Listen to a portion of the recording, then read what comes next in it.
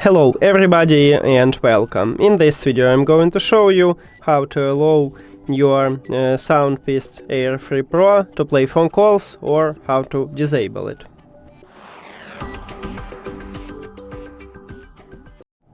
You have to start by open settings and then go to connected devices.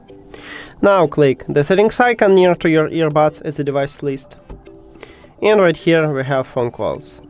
If the slider have empty background, it means that it's disabled. And to enable it, you need to tap on it. Also, if you tap on it, as you can see right here, we have no battery percentages, but if we enable it, now we have it. And if it have colorful background, of course, it means that it's enabled. And to disable, also tap one time on it. That's it. Thank you for watching this video. If you found it helpful, please consider subscribing to the channel and leave the like on the video. See you later!